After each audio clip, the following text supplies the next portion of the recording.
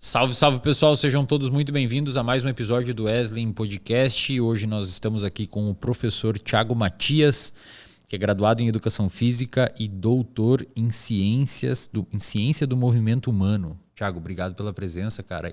E eu já te pergunto, como é que é um doutorado em Ciência do Movimento Humano? Ele está dentro de que lugar na universidade? Boa, obrigado por me receber, Wesley. Satisfação estar aqui, poder falar sobre ciência do movimento humano, né? Que é um termo bastante amplo, porque aparentemente tudo envolve movimento humano. Cara. Tudo envolve movimento humano. Mas esse é um termo para delimitar a função de coisas como atividade física, exercício, esporte na nossa socialização. E aí envolve diferentes áreas, como a fisiologia, as ciências comportamentais, que é o que a gente vai discutir aqui. Legal. Então... É tipo neurociência, assim, você pode estudar desde uma parte ultrafisiológica até uma parada de comportamento social. Se mexeu a essência do movimento humano. Eu critico isso, inclusive, né? Porque é muito pretencioso, né? Achar que a gente vai dar conta de estudar tudo que se mexe. Mas a gente tenta pegar os grandes elementos, os macroelementos, né? Que culturalmente estão delimitados, para servir como objeto de estudo e aí, claro, envolve, por exemplo, a ciência do movimento humano na escola, que na escola tem a delimitação da educação física escolar, os esportes enquanto área, e aí né, todas as sub-áreas do esporte, que vai da performance, a participação, o lazer. Então é uma área bastante ampla, digamos assim. Perfeito. A gente tem visto, desde a década de 70, pelo menos, um aumento significativo nos índices de sobrepeso e obesidade na população. Acho que isso já é um consenso em diversos campos da literatura. A epidemiologia mostra isso com bastante clareza. Se eu não me engano, de 1970 até hoje, triplicou o número de pessoas com sobrepeso e obesidade. E, ao mesmo tempo, a gente tem visto um crescimento de sedentarismo, acho que impulsionado pelo estilo de vida atual, né? pelo aumento de capacidade de a gente se transportar com coisas elétricas, a motor e tal. As pessoas têm caminhado menos, feito menos atividade física, né? E exercício físico também. Como é que você analisa esse cenário, cara? Porque atividade física, a gente sabe que as doenças cardiovasculares é o que mais mata desde 1990, né? É o que está no topo. E a gente vê o exercício físico e a atividade física como uma das funções protetoras ali. Como é que vocês analisam isso dentro da academia? Como é que está hoje? Cara, essa acho que é uma pergunta central assim, nessa discussão atual da nossa existência, né? Que é um paradoxo, né? Assim, a gente vê, por exemplo, o aumento da fome no mundo e, paradoxalmente, a gente vê o aumento da sobrepeso, obesidade. Assim. Então, a gente tem cenários assim, bastante problemáticos, né? Que implica na forma como a gente vai lidar com o nosso futuro. E o que a gente precisa assim, ter claro, na minha visão, e claro, né, o meu posicionamento ontológico vai mais para uma linha assim, humanística, talvez menos biomédica, digamos assim. É que existe no ser humano uma orientação para ser ativo. Acho que esse ponto de partida é importante. Assim. Então, um bebezinho, quando nasce, ali, quando colocado sobre o dorso da mãe, por exemplo, ele é capaz de fazer um padrão de rastejo independente para perseguir o seio da mãe, por exemplo, e garantir as necessidades básicas. Então, essa orientação existencial do movimento humano, que a gente, cientista, conota como uma atividade física, né, uma ação física do ser humano no mundo, foi ganhando contornos instrumentais para que a gente pudesse obter ou conseguir algo no futuro, por exemplo, saúde. E quando o sujeito olha para a saúde, ele parece não encontrar muito sentido naquilo que ele está perseguindo. Assim. Se diz assim, não é é confuso para ele avaliar a atividade física com saúde? Por quê, cara? Porque isso é tão falado, velho. Qual que é o ponto de desconexão ali. Eu entendo o que você quer dizer, Sim. e eu concordo com você. Eu só estou levantando a dúvida, provocando aqui. Claro, para a gente discutir, né? Por que isso acontece. Mas né? eu concordo com você. Tem várias razões pelas quais isso acontece, assim. Ao que parece, assim, a gente está muito mais ligado. Eu gosto de falar dentro da ciência do comportamento humano, né? E aí tu perguntou, o que faz um doutorado em ciência do movimento humano? Eu, por exemplo, estudei psicologia num doutorado em ciência do movimento humano, né? Então, parece que a gente é muito mais simples do que a gente imagina e, ao mesmo tempo, muito mais sofisticado do ponto de vista das recompensas que a gente quer obter. O que eu quero dizer com isso? Que a gente gosta, por exemplo, de aprender coisas novas, né? Que é uma coisa aparentemente simples, assim, né? Mas quando a gente coloca isso em prática, isso é complexo. A gente gosta de receber atenção, carinho, mais ou menos. A gente gosta de ir numa trilha e descobrir um caminho novo, se aventurar e tal. E nem sempre o discurso da saúde oferece isso para o sujeito. Então, obviamente eu não estou dizendo que saúde não é importante. Óbvio que é um desfecho importante, né? Eu sou professor num programa de saúde coletiva, inclusive. Mas esse conceito saúde, ele tem uma função ali que ele é conceitual, basal, estrutural, para gerar atenção, né? Ele é atencional. Mas quando a gente está lá você, por exemplo, correndo, né? Esse elemento de saúde contribui pouco para a tua manutenção daquela atividade. Então, o que a gente tem observado na literatura e nos trabalhos que eu tenho desenvolvido, eu e meu grupo de pesquisa, é que saber sobre não coloca a pessoa na metade do caminho para a mudança, para os processos de mudança de comportamento. Isso não é uma crítica ao saber sobre, ao contrário, educar talvez seja na base de qualquer processo de mudança de comportamento. Mas a gente, historicamente, muito impulsionado pelas ciências cognitivas, né, e pela psicologia cognitiva, a gente depositou bastante valor no processo educacional do sujeito e a gente transferiu a responsabilidade para o sujeito para a mudança do comportamento. Falou, olha, tá aqui, faz bem para a saúde, agora vai, te vira. Se fosse isso, eu concordo totalmente, cara. Eu sou, dentro da psicologia, eu sou bastante da parte comportamental. Sim. Eu acho que a cognitiva ela tem o seu espaço, mas não tem como depositar totalmente a esperança nela. Se fosse assim, as advertências nas caixinhas de cigarro funcionariam. Isso, exato. 75% da caixa é aviso. Exato. Mas ainda a pessoa fuma. Ainda assim fuma. Então não adianta ter o nível de consciência, ele é de fato um pontapé inicial, né? Você tem que ter acesso àquele repertório. Tipo, existe corrida, existe montanhismo, existe vôlei, tem um repertório de esporte, mas faz bem para a saúde. Mas não é o suficiente, realmente. E aí a gente tentar chegar ali na questão da inatividade, né? A gente pega o discurso da saúde, que está lá na consequência do processo, né? E na verdade é um acumulado de consequências, porque para dar certo, muitas coisas têm que conspirar juntos, né? Tu passou por um processo ali, né, da musculação, agora na corrida, né? Existe um esforço absurdo para... Então, a gente, essencialmente, quando a gente fala de saúde, a gente vende expectativa, a gente vende promessa, a gente vende... E o ser humano não é muito ligado a essas expectativas de longo prazo, né?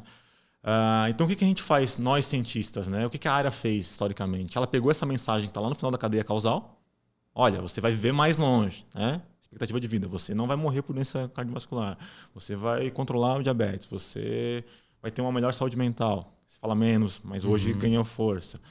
Pega isso, tenta converter em mensagem e fala, tá aqui, seja ativo. Por exemplo, suba escada. Sim. E aí, quando o sujeito recebe essa mensagem que ele precisa subir mais lances de escada, ele tenta operacionalizar isso na vida dele, isso faz pouco sentido para ele, sabe? Isso gera um conflito existencial, do tipo assim, não, eu quero outras coisas. Então, claro, né, que a contribuição do ponto de vista do tempo e a contribuição calórica, ou seja, ser mais ativo no dia a dia, ele é fundamental. Só para não ser mal interpretado que não, o cara tá lá falando sobre contra um discurso de ser... Não é isso. Sim. Não é isso. Tem uma contribuição, né? Ser mais ativo no dia a dia, carregar aí no mercado, fazer trabalhos manuais. É que a parada que você tá fazendo aqui, eu tô entendendo, tu tá indo um ponto além. E aí isso pode gerar uma má interpretação para quem ficar só no início. Isso. Tá indo além do discurso da atividade. Exato. E a gente, aparentemente, assim, comprou muito a ideia desse sonho americano do John com uma casa, aí tem um gramado bonito na frente, aí o John sai para caminhar com o seu cachorro, depois volta, corta a sua grama. Isso não é real, né? Assim, não representa aquilo que a gente essencialmente. Então, possivelmente, a gente vai gerar muito esforço dançando forró, por exemplo, que não tem nada a ver talvez com um desfecho específico de saúde no curto prazo, do que gerar esforço para descer um ponto de ônibus antes de ir para o trabalho e assim por diante. Então, a gente descobriu maravilhas, né? Que mexer, esforço, produz saúde, né? Protege a gente contra uma série de doenças. Isso é maravilhoso e a epidemiologia teve essa contribuição importante aí. Por outro lado, a gente não conseguiu explicar para o sujeito por que ele precisaria ser ativo, e eu acho que isso explica parte do problema, por que as pessoas... por que a gente não consegue alterar, né? A OMS, por exemplo, nos últimos 40 anos, investe em campanhas de atividade física, produz materiais, né? Aqui no Brasil, eu participo das colaborações que escreve, por exemplo, os guias de recomendação de atividade física para a população brasileira. Mas, historicamente, a gente centrou esforço em entender de métricas como tempo, intensidade, quantidade de minutos. E ao racionalizar a atividade física a partir desse aspecto, né, a gente, de alguma forma, perdeu a qualidade do fenômeno, né? A gente tem um filósofo, estou lendo um livro, inclusive, dele agora, ganhei de Natal, da Manu. E aí ele fala assim, né, que a ciência... Bertrand Russell. Ele fala assim que era fantástico. A ciência ela nos coloca diante de conhecer muitas coisas, né, de se apropriar de muitas coisas, mas a estruturação cartesiana dela por vezes faz a gente saber pouco daquilo que talvez importe mais. Então, eu acho que esse cenário assim a gente talvez tenha perdido um pouco a noção do porquê que a gente precisa se mexer enquanto bicho do ponto de vista existencial. Então, aquele bebezinho que está lá perseguindo o seio da mãe, ele está lá para garantir necessidades fisiológicas básicas, né? Se alimentar, garantir ali a alimentação. Mas hoje a gente sabe que ele, por exemplo, quer se sentir mais protegido, que é uma necessidade psicológica básica. A gente pode discutir depois ali as teorias, né? Mas autoproteção é uma necessidade, né? Diminuir aquele estresse, né? De um nascimento, que deve ser um evento traumático para um recém-nascido. Inclusive, se tu enrola ele, fica quietinho. Isso, exatamente. E hoje, sim, estudos longitudinais têm mostrado que crianças que, por exemplo, passam por essa experiência de agir, de atuar, né, logo nos primeiros segundos de vida, têm melhor desenvolvimento motor, melhor desenvolvimento alimentar ali com relação à amamentação, uma série de outros desfechos emocionais que estão ligados com essa primazia da ação. Então, acho que isso explica bastante desse cenário problemático que a gente vive, sabe? A gente precisa convencer as pessoas de fazer movimento, não só porque faz bem para a saúde, mas porque é assim que ela vive, não tem outra alternativa. O Sartre, ele fala, né, que nós, que é um existencialista, ele fala, olha, a gente é condenado a ser livre, né? Ele usa essa dimensão paradoxal para usar o termo condenação e liberdade como antagônicos, mas para gerar que a gente pode fazer um monte de escolha, né?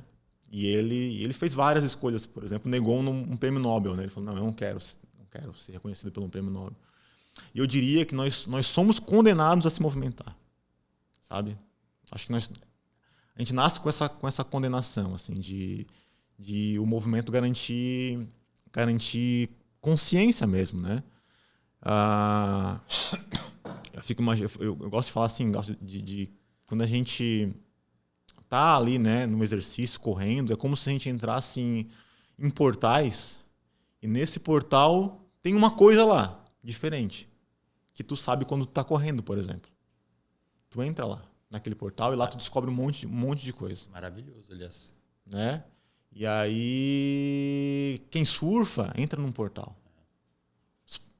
paternidade te coloca num portal. Todo mundo tem que ser pai e mãe? Não, mas tu tá numa dimensão da tua experiência de vida que pessoas que não são pais não conhecem. Que quem não corre não conhece. Então, o movimento humano é essa ampliação da existência mesmo, da consciência, da expansão, né? E aí, claro, tu vai ter os teus benefícios como consequência desse processo. Então, assim, eu venho advogando para isso, sabe? De a gente tentar criar um discurso para que a gente consiga equilibrar essas duas mensagens. Sob pena da gente perder de vista o porquê que a gente está fazendo essas coisas, né? Por que o Wesley corre, né? Por que o Wesley decide, por exemplo... o exercício resistido, para mim... O Gui não gosta muito desse termo resistido, né? Treinamento de força, né? Treinamento de força, para mim, tem uma função que não... Para minha existência, não faz mais tanto sentido. Então, eu estou em outra abordagem. Uma atividade que talvez me coloque na possibilidade de pensar mais sobre a minha vida. Uhum. Então, pensando cientificamente, o componente meditativo da corrida é pouco valorizado na ciência. A gente não fala sobre isso. É bem raro. Eu já tentei estudar e não tem muita coisa, não. O quanto a corrida pode ser um elemento meditativo, né? O quanto ela pode ser autorregulatória no sentido de resolver mesmo o problema, né? Fazer aquela reunião com a gente mesmo e tornar aquele problema que é muito sério sozinho, aprisionado no quarto, e na rua ele se torna um problema mais... Exatamente. E é o que mais acontece, cara. Para quem corre sabe do que a gente está falando. Mas cara, acho que a tua resposta foi uma das respostas mais profundas que eu já recebi sobre o porquê existe tanto sedentarismo, porque normalmente a galera que vem aqui, e não é, você inclusive enfatizou isso, não é erro nenhum, né? Você até falou, a minha resposta vai para um nível mais ontológico do que um nível fisiológico. Então, existem os dois campos de estudo, mas a galera normalmente fala mais do fisiológico, né? E acho que você trouxe um avanço aqui no nosso debate. E que legal, achei bem interessante. E teve um momento que, assim, aproveitando que você deu uma resposta profunda, vou tentar fazer uma pergunta à altura. É meio paradoxal até o que você está falando, né, cara? Porque você está dizendo assim... Cara, os guias da OMS lá batem em tantos minutos por semana, ou tanta intensidade, ou tanto minuto moderado. E você está meio que tentando dizer, pelo que eu entendi, posso estar equivocado, que só falar para as pessoas o quanto que tem que fazer exercício físico não é suficiente. E isso é meio paradoxal, né? A OMS está emitindo um monte de comunicado sobre a importância do exercício físico, mas talvez a gente devesse repensar um pouco a forma de comunicar isso. É isso? É justamente isso mesmo. Assim, claro, né? Eu estou aqui fazendo a autocrítica mais do que a crítica. Não, porque eu tô... Porque tu escreve lá. Porque eu estou justamente posicionado nessa ciência, né? E se a gente voltar um pouquinho assim se eu me alongar e tu me interrompe. Cara, tá? não tem tempo, velho. Aqui, essa graça de podcast. Toca a ficha aí, não existe isso. Se eu me alongar e tu me interrompe, por favor. Vai lá. Quando a gente vai retroagir, né? E esse foi o exercício que a gente fez, eu e o professor Joe Piggin, que é um colega de pesquisa, a gente escreveu uma teoria juntos e tal. E a gente se deparou com o seguinte problema, assim, vamos retroagir. Então a gente já sabe lá o final da cadeia, ou boa parte do final da cadeia, pensando nas consequências. Seria saúde. Então. Isso, que seria saúde, que estão bem delimitadas ali que na verdade é a estrutura, é onde a gente busca as referências para escrever o texto, né? E eu acho que é o que o pessoal sustenta como fonte de pegar verba, inclusive. Isso. Eu vou pesquisar porque gera saúde. Aí a agência de financiamento fala, parabéns, campeão, toma aqui tua verba. Exatamente, porque eu gero alarme, eu gero atenção, eu falo, por exemplo, que a atividade física é um direito humano. Quem nunca começou pedindo um grant aí falando sobre peso e obesidade, mata, não sei o quê. Exato. Então eu gero alarme, né? E o alarme gera, né? Uma das formas de gerar poder e conseguir atenção é justamente encontrar o mal, né? Assim, no sentido filosófico da coisa. E aí, quando a gente vai escrever esses guias, né? Eu estou me incluindo nisso, a gente vai para a ciência dura mesmo, né? Para as revisões sistemáticas, para as meta-análises, pega um desfecho X e vê lá a dose-resposta, e por isso que a gente chega nessas... A gente não inventou essas 150 minutos, né? Tem muita ciência séria ali, né? Obviamente, né? Muito séria. Sim. Muito séria. Mas a gente Só para deixar claro para a galera, professor, quanto que é a recomendação da OMS atualmente? Para adultos, né? 150 minutos de atividade física por semana. Moderada por semana, né? Ou 175 minutos de atividade física vigorosa, né? Perfeito. E aí a sugestão aí é incluir exercícios de treinos de força, pelo menos 2 vezes na semana, se possível, né? Tá. E aí, já pegando o gancho da pergunta, hoje o slogan da OMS é assim: todo movimento conta para uma melhor saúde. Quando eu escuto isso, cara, de cara eu falo assim: será mesmo que todo movimento conta? Será mesmo que tudo é para uma melhor saúde? E se a gente vai olhar para a literatura, não é, cara. Não é. A atividade física mata também. Sabe? A atividade física no trabalho, compulsória, é deletéria para a saúde mental. Sabe? Então, assim, de novo, para ficar bem claro, vou olhar para a câmera aqui, né? Não é, meu discurso não é contrário, mas quando eu digo que toda atividade física conta, eu estou simplificando um fenômeno que é muito raro para nós, que é se movimentar. Eu estou dizendo que... Porque nós não somos todo nem qualquer, né? E se a gente for olhar o conceito tradicional de atividade física, é assim: atividade física é qualquer movimento corporal produzido pelo músculo esquelético que resulta em gasto energético acima dos níveis de repouso. Para mim, isso é muito pouco daquilo que a gente... Eu acho que a atividade física não é qualquer coisa e não está atrelado à função fisiológica do músculo em produzir energia. Porque tem um monte de coisa maravilhosa que são desconsideradas aí quando eu digo que qualquer coisa serve.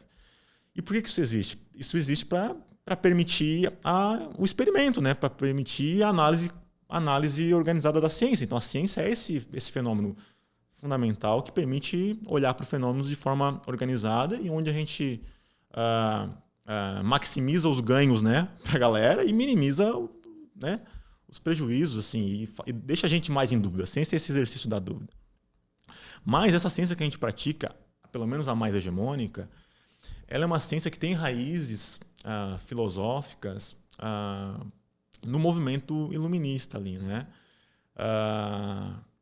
E aí então a gente vai lá um pouco na filosofia, porque quando Descartes ele sugere, né, que a primazia da nossa existência é a consciência, há na história da ciência uma negligência do corpo. Então, a gente, historicamente, cria sistemas sociais que criam uma negligência do corpo como forma de valorizar a consciência. Tanto é verdade que, para estudar, nas escolas, a gente acomoda o corpo da criança, de 6, de 7, de 8, para poder... Então, a escola é um aparato social que tem corredores, não pode correr. O que é muito maluco, cara. Onde o espaço de... E aí, imagina uma criança de 6 anos, né? Querendo subir em árvore, querendo conversar, querendo explorar, colaborar. E ele está ali garantindo consciência, né? Claro, a gente quer garantir a socialização, etc, etc, etc. Mas, no fundo, a gente criou uma história de negligência do corpo nos sistemas sociais que a gente... E aí, para permitir o estudo, a gente valorizou a métrica e a medida do atributo fisiológico ali, né, que explica parte do fenômeno. Seria quase como se fosse tornar um movimento utilitarista para conseguir estudar ele. Exatamente. E não algo mais natural. Exatamente. E tem tantas voltas aqui. Tô tentando voltar na pergunta, né, na mensagem, né? E aí a gente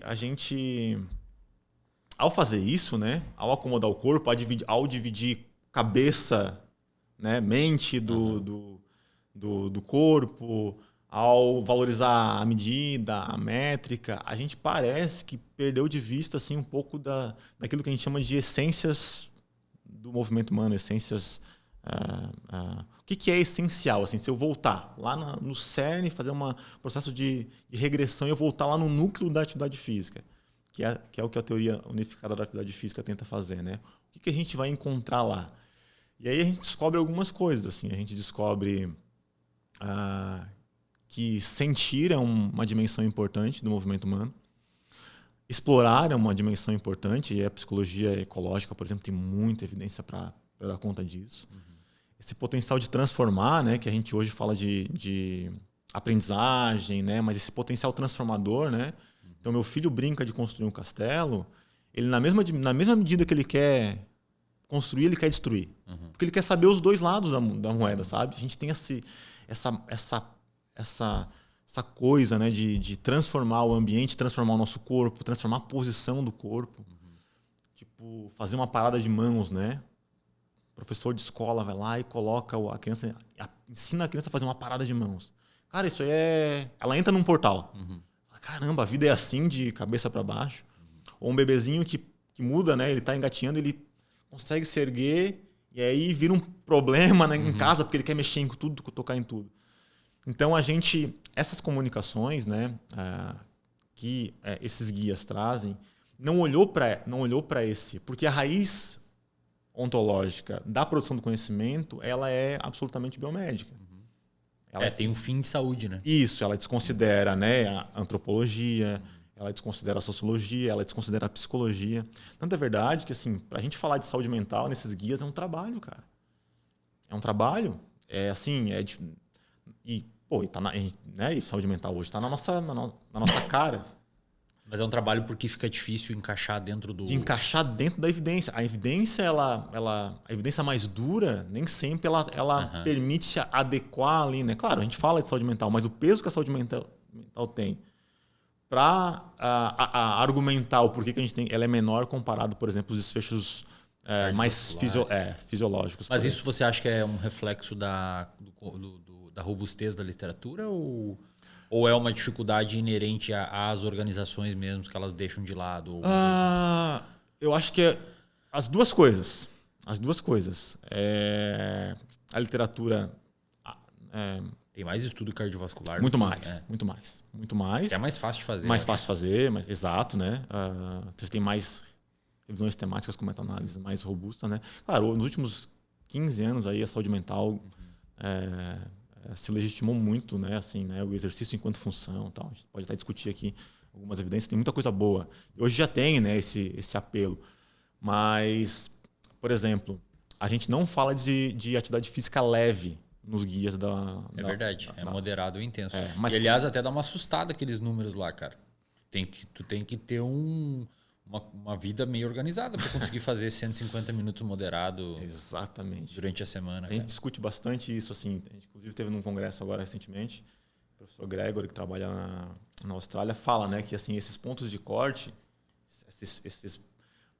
possivelmente representa homens brancos, mais escolarizados, mais ricos, de países de alta renda. Ou seja, reflete muito pouco da nossa realidade aqui, né? Então, a gente tem que olhar para isso e falar, tá, mas peraí, será que isso é possível? Isso está distante, né? Se a gente usar de Vygotsky, por exemplo, né, e pensar nas zonas de desenvolvimento, quando está muito distante da possibilidade do sujeito de mudar, eu gero imobilidade. E por que você acha que não tem leve, professor? Porque assim, recentemente eu estava olhando um estudo sobre mortalidade em pessoas com diferentes níveis de VO2. Eles estavam mensurando num estudo longitudinal de acompanhamento de uma corte. E né, para a galera que não sabe, você pega um grupo de pessoas e vê para trás, assim, vê o VO2 dele nas outras avaliações e relaciona com quem morreu e quem não morreu. E o estudo mostrou uma coisa fantástica. Assim, ele mostrou que você fazer atividade leve cardiorrespiratória, tipo uma corrida, uma caminhada, uma corrida por semana, algumas caminhadas por semana, já te tira de um nível de alto risco de acidente cardiovascular e te joga muito longe do chão. Sim. Você entende o estudo mostrou assim que pouco é muito melhor do que qualquer coisa. Exato. Então, provavelmente o leve que deveria ter nesses guias, sabe, a pessoa que faz o leve, quando você faz um leve, você chega mais perto depois da metade para cima você tem que fazer muito para ganhar pouco. Não sei se eu estou sendo claro. Claro. Um pouquinho que você faz de atividade cardiorrespiratória já te tira de uma zona de perigo de acidente cardiovascular gigantesca. E aí não tem o leve. Se a gente pensar nos estágios de mudança de comportamento, não faz sentido desconsiderar o leve, pensando que o comportamento ele vai transitar nisso, né? Vai pular de um... É o cara que faz a dieta e muda do nada, não faz adaptação. Exato. Eu tô esperando muito do sujeito que não age assim, né? Mas qual que é o argumento deles? Por que não tem? Bom, assim, a gente tem que lembrar que a origem de boa parte desses trials, ele é clínico. Ele é clínico, né? Ele é laboratorial. Boa parte dessas pesquisas elas são pouco ecológicas, né? Então, no laboratório, a manipulação das variáveis, ela de alguma forma, pensando em esforço, né?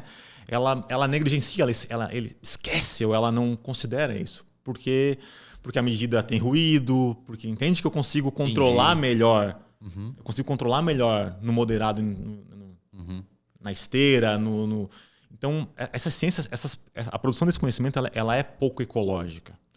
Eu tô fazendo uma generalização, tá? Sim, não cientistas que estão aí me ouvindo, não me interpretem mal. Sei que tem muita gente que é cientista aí. Estou generalizando e, claro, que não representa o conjunto de evidências. Então, a gente precisa de pesquisas mais ecológicas para conseguir valorizar as atividades físicas leves, por exemplo, passear com um cachorro. Né? Mas assim, professor, perdão bater nessa tecla, mas acho que é importante para o debate. Mesmo com uma evidência não tão robusta quanto um clinical trial ou alguma coisa assim, ou um estudo de corte, ou uma coisa prospectiva, retrospectiva e tal, mesmo sem uma evidência muito grande, não seria prudente, dada o potencial benefício e a plausibilidade biológica, tipo, no moderado? Porque o que eu vejo é assim, os guias estão falando que moderado e intenso é bom, mas o leve talvez a gente tenha que estudar mais. Mas qual que é a lógica? Dado todo o conjunto, não seria prudente colocar o leve? E o potencial impacto social e tudo mais? Na minha visão, sim. E eu acho que esses guias, inclusive, discutem pouco comportamento humano mesmo. Assim, a gente é uma área que fala para a pessoa e que entende pouco de gente. Então, até no meu Instagram tá lá, né? Te ajuda, aquelas coisas da bio, né? Uhum. Te ajuda a entender mais sobre gente, essas coisas assim. Porque é isso mesmo. Eu acho que o investimento que a gente tem que fazer é de entender mais sobre esse bicho gente, assim, né? E se a gente desconsidera a ciência do comportamento humano, a gente acaba criando essas esquizofrenias, né? Então, os guias, de maneira geral, as orientações, elas são muito rigorosas do ponto de vista metodológico, né? Do tipo assim, não, aqui eu não consigo garantir a evidência porque não tem. Por um lado é bom, né? Mas tem claro, assim, né? Pensando na... É uma recomendação oficial e tudo mais. Isso, né? Então, assim, a agência ela precisa ser responsável no sentido de garantir o que a ciência e não fazer pseudociência, né? Sim. Por outro lado, a gente poderia aproveitar de outras matrizes científicas, que é o que eu faço ali na teoria unificada, para gerar, se não um argumento técnico, um argumento teórico ou hipotético daquilo que, por exemplo, não tem. Em 2016 tem uma revisão sistemática onde eles analisaram 100 teorias de mudança de comportamento. Os caras pegaram 100 teorias de mudança de comportamento e tentaram analisar o que de comum teriam nessas teorias. O que gera um processo de mudança de comportamento? Eles descobrem várias coisas. Por exemplo, congruência, que é um termo da psicologia, né, é algo importante para processos de mudança de comportamento. Congruência não está lá no guia. Congruência é fazer sentido, que a atividade tenha uma relação de valores com a pessoa. Então, olha como isso poderia comunicar. Aí, se eu entendo que congruência é importante, a minha mensagem não seria todo movimento contra. É verdade. Já mudaria. Aí eu se me botar a jogar vôlei, ferrou, eu não vou ter vontade nenhuma. Exatamente. Então, eu acho que os guias, assim, né, as recomendações, elas vão precisar se abrir para valorizar outras matrizes teóricas de análise que não só a biomedicina enquanto área de produção de conhecimento, porque tem muita ciência na antropologia, tem muita ciência na própria psicologia, ciência séria, né? Tem muita etnografia com o movimento humano que poderia ser valorizada, resumida e sistematizada. A gente ali no grupo, a gente está investindo bastante em estudar a inteligência artificial como forma de análise de discurso. Porque a análise qualitativa é um problema, né? Ela é pouco escalável, digamos assim, né? É difícil, tecnicamente envolve operacionalizar ela é complexa, né? É difícil tu avaliar muita gente, né? Como a gente faz na Epidemic, que a gente fala, avalia 90 mil pessoas, 100 mil pessoas, enfim. Mas hoje, com as ferramentas de inteligência artificial, já é possível. E aí, meus alunos estão lá de mestrado e doutorado investindo em entender como usar, né, essas técnicas, como garantir a reprodutibilidade, enfim. Esses algoritmos são caixa pretas, né? Às vezes tu não sabe como é que eles são treinados, enfim. E a gente está conduzindo, por exemplo, um estudo de metassíntese, que é pegar dos estudos originais o discurso do sujeito e analisar. E aí um dos trabalhos que a gente está fazendo lá é assim, quando a gente pergunta para o sujeito sobre prazer na atividade física, o que vem no discurso? Isso é uma coisa que a gente não sabe na literatura. Aí o cara vai falar sobre relacionamentos, sobre desenvolvimento pessoal, sobre fazer amigos, que são coisas até meio óbvias, assim, né? Mas que não aparecem nas recomendações, por exemplo, né? Você deveria procurar uma atividade física como forma de fazer um amigo, por exemplo. Que é uma mensagem muito simples, mas que pode comunicar melhor. Sim. Do que evitar mortalidade, né? Porque a evitação da mortalidade ela é uma consequência, né? Ela sempre vai ser uma consequência. Então, voltando ali na pergunta lá, né, dos guias, né? Então, acho que se a gente olhar um pouquinho para esses elementos, né, sentir, explorar, transformar, se conectar, né, se conectar com a gente mesmo, por exemplo, se conectar com as outras pessoas, se conectar com um valor cultural, com uma identidade, talvez a gente transite melhor no conceito de atividade física, a gente passe a mudar esse conceito, né? O professor Joe Piggen, em 2020, ele publicou um texto propondo uma redefinição desse conceito. Ele fala que a atividade física é uma atividade intencional que envolve relacionamentos, envolve ação. Eu acho que esse termo ele é bastante importante assim, para entender a atividade física. Ação por quê? Porque a ação envolve um contexto, envolve um ambiente, que tu entende bem, né? Envolve uma cultura, envolve um valor. Então, se a gente entende o movimento humano como uma ação e não como um movimento, o negócio já muda de figura. É que hoje, tipo, pelo que eu sei, me corrija se eu estiver equivocado, hoje, por exemplo, um cara que trabalha de carteiro tá fazendo atividade física. Ou tá carregando uma caixa e tal. Isso. Nessa construção civil, por exemplo, né? Exatamente. Muita atividade física, né? Mas nesse conceito novo que esse cara sugeriu, não seria. É atividade física, mas não garante o É que a gente criou uma relação entre atividade física e saúde quase que inseparável, assim, a gente não duvida disso. Exato. Quando a gente fala de atividade física, a gente já trela, né? O que ele está dizendo, no conceito do Joe, ele considera isso atividade física, mas com esses elementos, né? Tem uma ação, essa ação é no contexto do trabalho. Tem um cenário, mas esse cenário tem essa... Então, né? Então tem uma cultura. Então ele vai colocando esses elementos. E aí, recentemente, a gente, pensando sobre isso, né? A gente fala, olha, acho que a atividade física, então, ela é parte da nossa existência, que envolve pessoas atuando, né? No mundo, né? Exercendo força no mundo. É mais abstrato, né? Do ponto de vista da investigação, mas talvez seja um ponto de partida mais democrático, assim, para a gente incluir pessoas que possivelmente hoje se sentem marginalizadas, né? Eu fico imaginando a minha mãe, que é uma senhora de 65 anos, vendo as intuições do Instagram, por exemplo, sobre movimento humano. Né? O quanto esse ambiente não é inclusivo para ela, não permite com que ela entenda a atividade física como uma expressão da vida dela, né? Então a gente está encarando a atividade física como algo que a gente deve buscar no futuro. Não está separado da gente. O que a gente está propondo é que ela faça parte. Que ela faça parte, que ela seja... Entendi e concordo totalmente. Assim.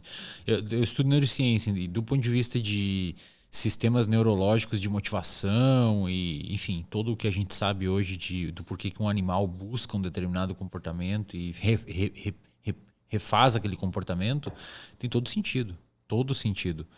Eu não sei se você acompanha a internet o Sérgio Sacani, que está fazendo um projeto de emagrecimento lá. O Sérgio Sacani é um cara que é um geofísico. Se eu não me engano, ele é geofísico, não sei exatamente, acho que sim. E ele estuda petróleo e tudo mais, e tem uma parada muito forte na astronomia. E ele tava com 180 quilos, 189 quilos. Eu vi pelo teu Instagram. Isso. Vi pelo teu Instagram. E aí ele tá fazendo começou a fazer treinamento resistido aí pro Gui, treinamento de força. E dieta, e perdeu acho que 40 e poucos quilos já.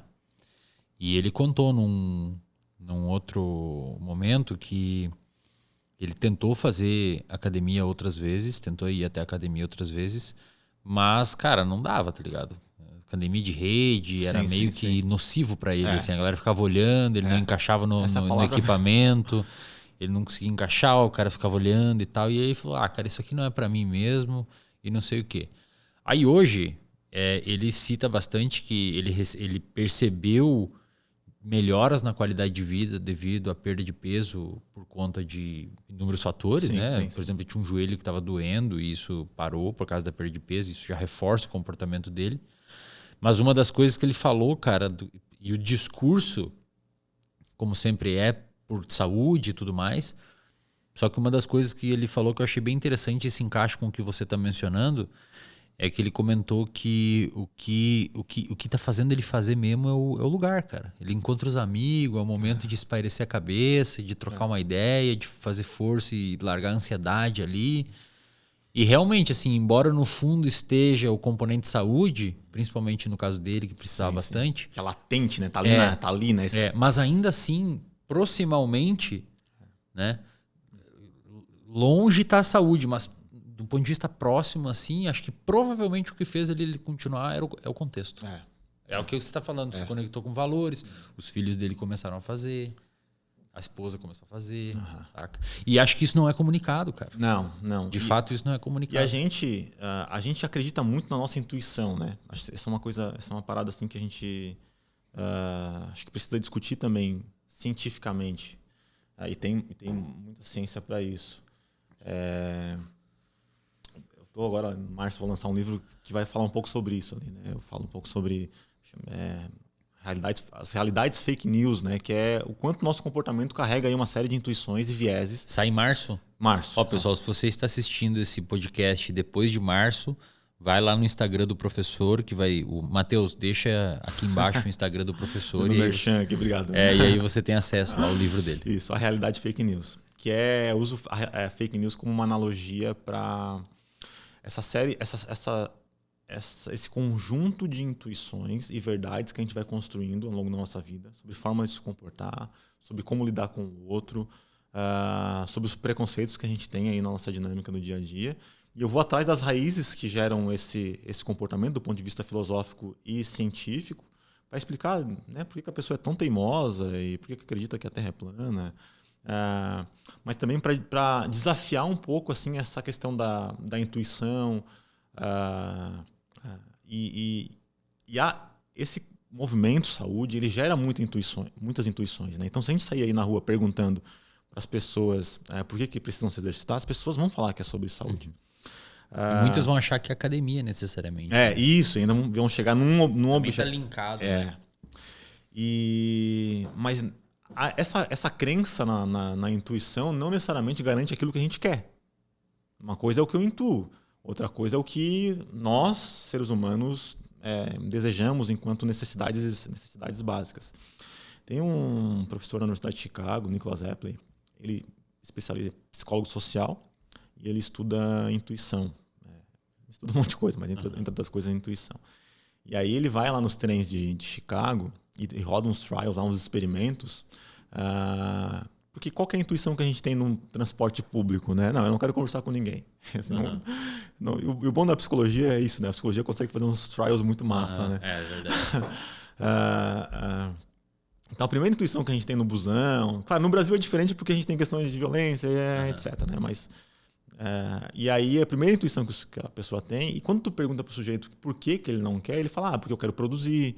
Eu quero ler aqui, eu quero... Enfim, eu quero descansar, eu não quero conversar com ninguém. E aí ele faz lá os experimentos e cria grupos experimentais obrigando as pessoas a interagir. Buscar intencionalmente uma interação no transporte público com estranhos. E aí ele mede, entre outras coisas, felicidade e produtividade. E aí o que ele descobre? Que é muito óbvio, né? A pessoa que interage é mais feliz e produz mais. Então essa é uma intuição. Então ele discute isso, né? Que nem sempre as intuições devem ser validadas para garantir o nosso comportamento. E aí, pensando nesse sistema motivacional, né?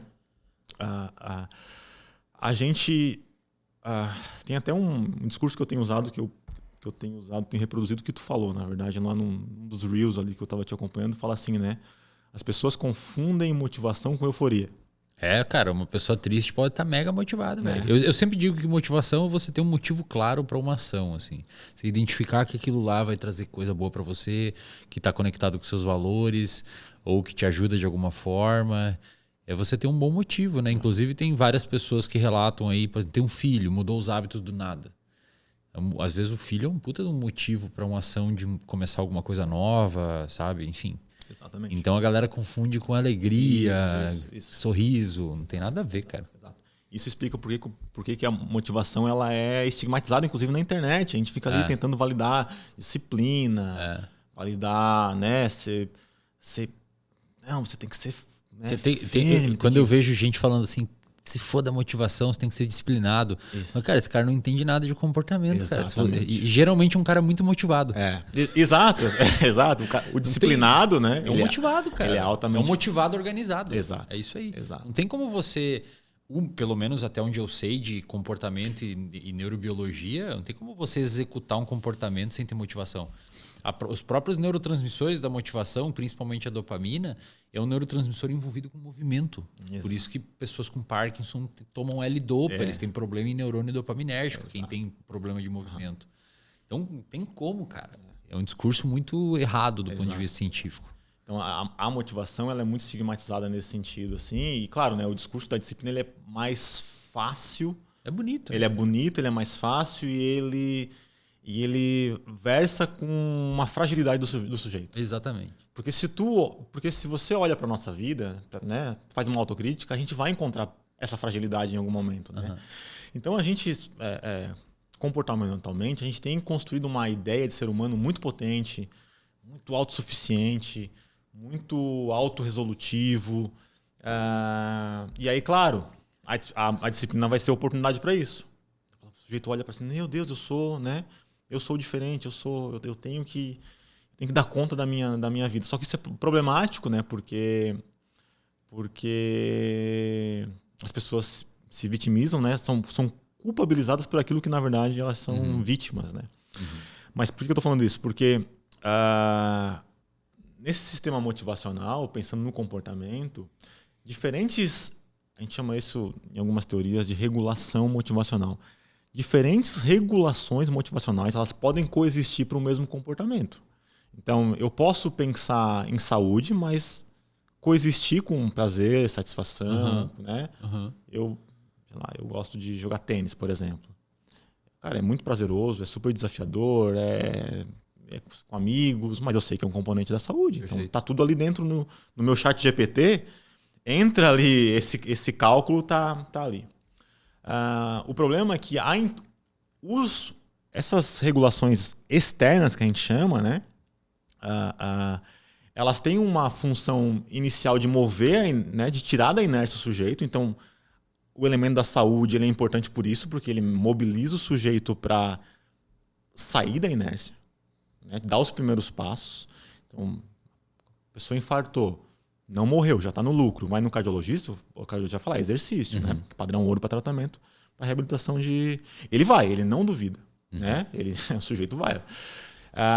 Só que essa regulação que a gente chama de externa, ela não sustenta o comportamento. Exatamente, cara. É isso aí mesmo. Ela não sustenta. É o que eu entendo também. E aí quando... ela te aproxima. Ela te aproxima, ela mexe ali, né? Ela é importante, inclusive, para gerar, às vezes, um pouco mais de esforço, um pouco mais de ser mais faca na caveira, legal. Mas você precisa engatar na engrenagem depois. Precisa de outra coisa. E o complicado, pra galera entender, pessoal, o que o professor tá falando é assim, vamos pensar o inverso. Um hábito ruim. Por exemplo, alguma coisa que vicia, cigarro, álcool ou drogas, cocaína, sei lá. Muitas vezes, é louco, talvez você nunca tenha pensado aí no outro lado da tela, mas antes de você fumar a primeira vez, você não sabe como é um cigarro. Você não sabe a recompensa que aquilo vai te dar ou a droga que você utilizar. Como que você experimenta aquilo? Do mesmo jeito que você falou. Alguém te dá um empurrão. Exato. Ou você sente uma pressão social, tipo, todo mundo tá fazendo, eu não vou fazer, ou é descolado. Numa das vertentes do comportamento, chamada behaviorismo, a gente chama isso de comunidade verbal. As pessoas falam para você, pô, cara, vai lá, é da hora pra caramba, experimenta aí. Muito provavelmente você não ficaria uma pessoa viciada naquela droga só com esse experimenta aí. O que acontece depois? Eles te aproximam da recompensa e o próprio componente recompensador mantém você naquele comportamento, mesmo a galera se afastando. Exato. Isso também ocorre para movimento, que é, pelo que eu entendo que você está falando. É isso aí. Você dá um empurrão, joga a pessoa ali naquele portal e depois o portal que leve ela junto. Você pode sair fora e ela continua. Tem que ter alguma coisa. Exato. Ou seja, tem que existir outras contrapartidas, né? E aí você diz que o empurrão é falar da saúde. O empurrão geral, muitas vezes é a saúde. Né? Um empurrão para pessoas, por exemplo, que são inativas fisicamente, às vezes não, muitas vezes esse é o empurrão, né? Ou não perceber-se muito bem com o corpo, ou algum padrão estético que atingir. A gente está numa cidade de praia aqui, por exemplo, né?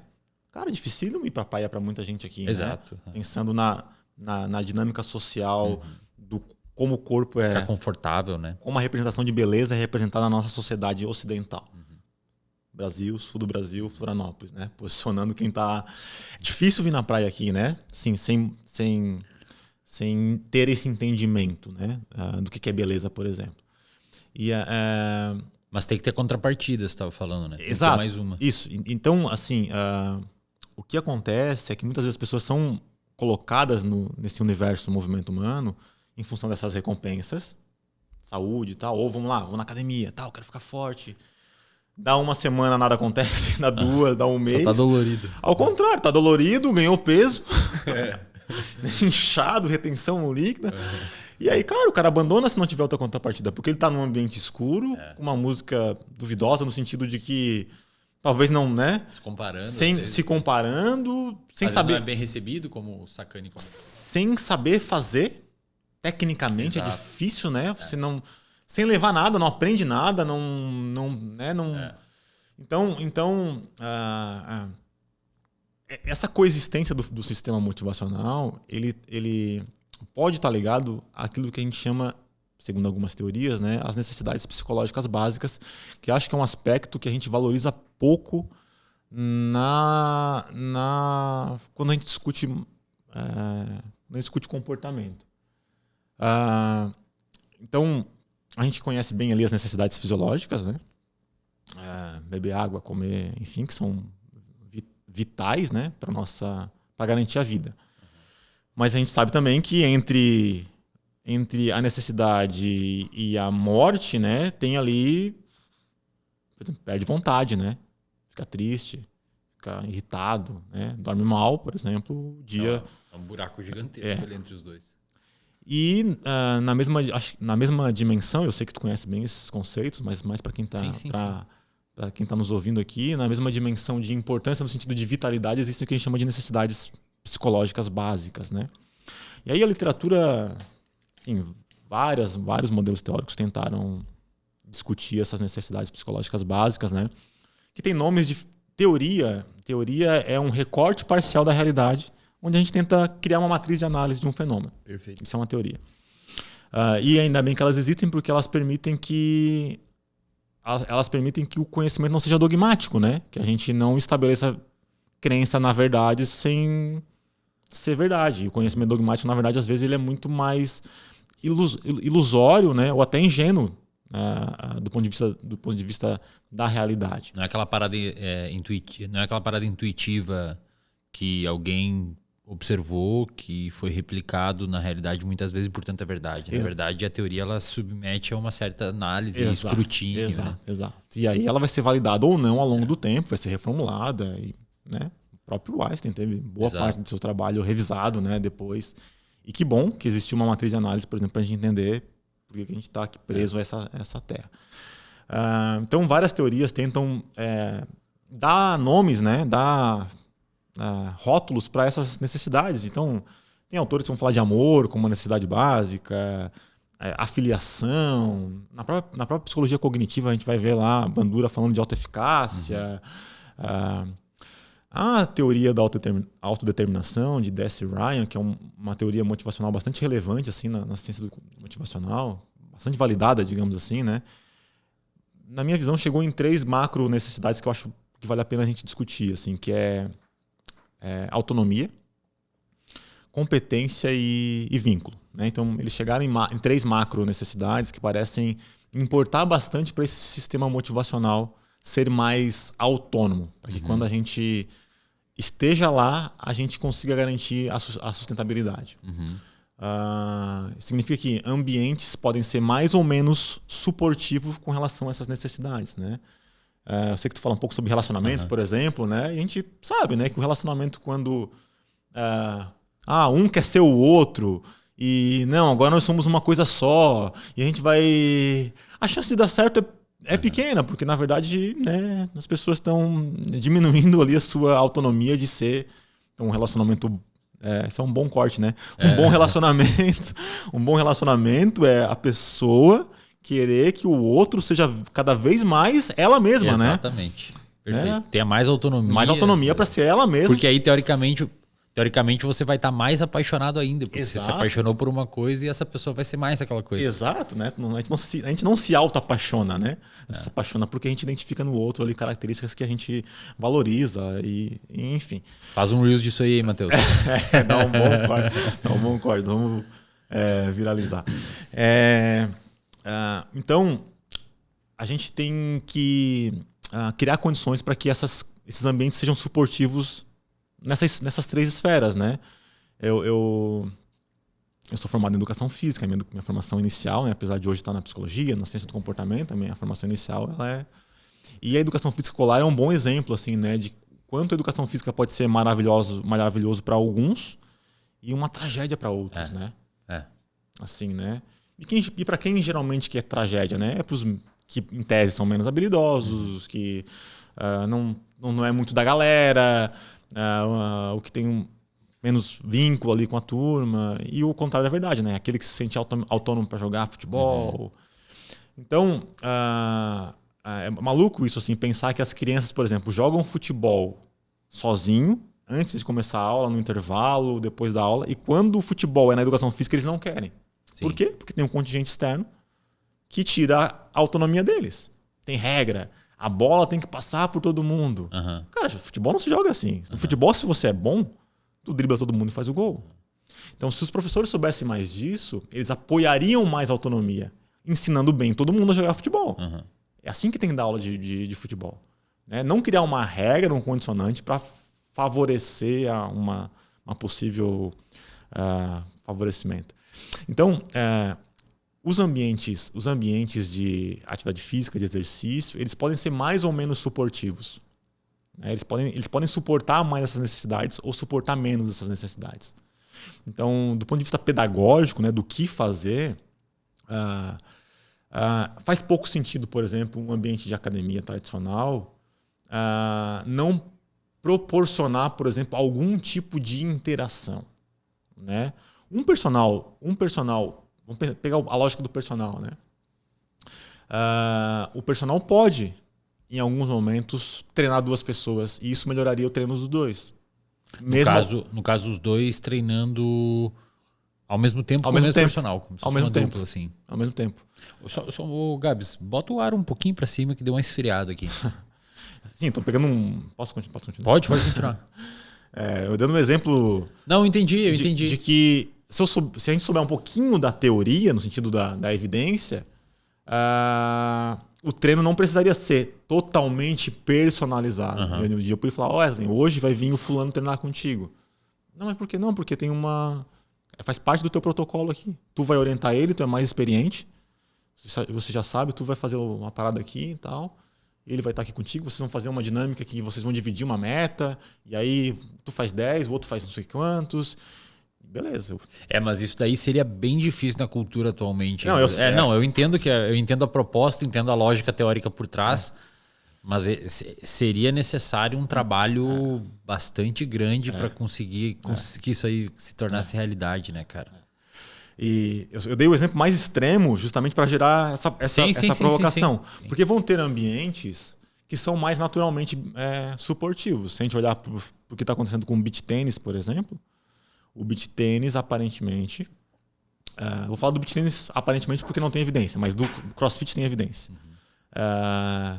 É um ambiente que pode dar mais naturalmente suporte para essas necessidades básicas. Então as pessoas podem ir lá no beach tênis porque... por saúde, porque está, né, em casa. E aí lá eles encontram, né, muita autonomia, porque é um esporte fácil de jogar no sentido assim, de aprender, né? Que gera um feedback, uma resposta muito rápida do ponto de vista da performance. Então esse processo regulatório de performance, ele é a cada rebatida. É um ajuste ao vivo ali, né? É um ajuste ao vivo. Esperar vir o músculo. Exato. Permite competir, e aí entra aquela... rol de emoções que muitas pessoas nunca experimentaram na vida, nunca entraram. Imagina uma pessoa nunca ter entrado nesse portalzinho, sabe? Se provar, de sentir medo, de sentir ansiedade, de ganhar, de fazer um ponto e vibrar, sabe? Imagina que vida miserável, né? No sentido literal, né? Vida miserável. Então as pessoas no beach tennis estão descobrindo essas coisas, sabe? Autonomia, vínculo, e aí cria o grupo, cria uma camisa, e a identidade é importante porque nós somos tribais mesmo, a gente é ritualístico, né? E aí eu crio ali um grupo que eu me identifico e ao ponto das pessoas passarem 4, 5, 10 horas, se lesionam. E por quê? Porque a gente começa a encontrar os limites da nossa vaidade também, né? Sabe? Então as necessidades básicas aí, eles vão manipular essas coisas também, né? Mas o que eu estou tentando falar aqui é que isso sustenta comportamento. Isso garante que as pessoas voltem no beach tennis. Esses elementos, né? Que foi o exemplo que você deu, né? Eu tô aqui porque eu perdi tantos quilos, mas meus amigos também estão aqui. A minha galera agora está aqui. Então, incluir esses elementos na sustentação pode ser feito intencionalmente do ponto de vista pedagógico. Mas isso provavelmente não é muito estudado, né? Isso hoje tem, assim, do ponto de vista da estratégia, né? A gente tem produzido bastante coisa, assim, mas tem muita validação teórica nos últimos 40 anos e agora nos últimos 5 a gente está entrando nas estratégias e tal. Então quando eu vou falar por exemplo, para nutricionista, para psicólogos, né, para psiquiatras, eu falo para o nutricionista, eu falei, cara, assim, ensina essa galera a cozinhar, sabe? Não tem jeito, quer mudar o comportamento alimentar, não dá mais para a gente achar que empoderar o sujeito com a necessidade que ele te buscou, porque eu fui lá por uma razão X. Eu quero emagrecer. O profissional muitas vezes vai ter que, tipo assim, vou afastar um pouquinho isso aqui de lado e vamos garantir outras coisas aqui. Te acalma, tá? Você vai emagrecer, mas primeiro eu vou garantir. Então, a gente vai ter que investir mais porque aprender, né? Tá lá naquela urgência do movimento humano lá, né? Aprender tem a ver com transformar. Transformar gera autonomia. A autonomia aumenta a chance da pessoa continuar comendo. Eu te acompanho no Instagram. Tu tá nesse processo, inclusive, né? Da culinária. Sim. Ano passado eu tirei para cozinhar todas as minhas refeições, cara. E foi uma das melhores coisas que eu fiz. Porque é um repertório comportamental que você adquire. E entendam, pessoal, repertório comportamental no sentido de você se expor a contingências novas e aprender a lidar com aquilo e automatizar processos. No início, cara, isso tem até estudo mostrando. Estudos que tentam verificar quanto tempo leva para formar um hábito ou quanto a pessoa está referindo que foi custoso do ponto de vista de esforço físico e mental fazer um comportamento no tempo 1 e no tempo 30 dias, 60 dias depois. O esforço é assim aqui no início, tá ligado? Para fazer as marmitas da semana, um exemplo. Ou para, sei lá, fazer um exercício físico. É assim o esforço, porque tem que ir no mercado. São coisas que você nunca fez. Tem que lidar com uma série de problemas e organizar sua agenda. E aí tem louça e começa a surgir pepino que queimou aqui, tu tem que refazer. Então o esforço mental e físico é assim, mas lá no dia 60 é uma coisinha que, sabe? Baixinho assim, cara. E ano passado eu vi isso ao vivo comigo. Então foi uma das melhores coisas que eu fiz na vida, foi passar um ano cozinhando. Tu tem noção de quanto de óleo é, tu sabe quanto... Hoje eu faço um prato aqui na sua frente com mais ou menos 250 gramas de arroz e tal, meio que no olho. Então você adquire uma série de repertório de ferramenta que permite com que você tenha noção daquilo. E fica muito mais legal a sua interação com o alimento, saca? Agora deixa eu te perguntar uma coisa, professor. Indo na lógica que você estava falando já.